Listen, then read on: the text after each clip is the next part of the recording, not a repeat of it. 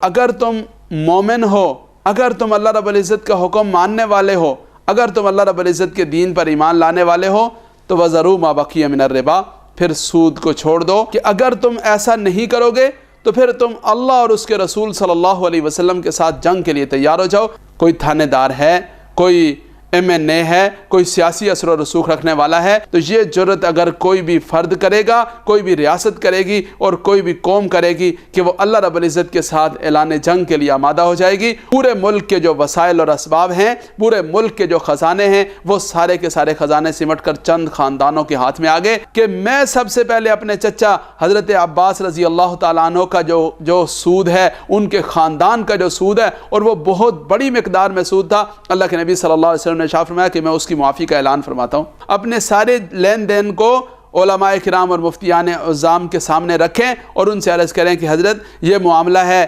Price bonds का मामला है, इसी तरह बैंकों के साथ जो सूदी मामलात का मसला है, और इसी तरह जो है वो घरों के लिए और दीगर ज़रूरियात के लिए जो कर्ज़ों के लेन देन का मामला है, गाड़ियों का मामला है, हम हर मामले में पूछ पूछ कर चलने वाले बने।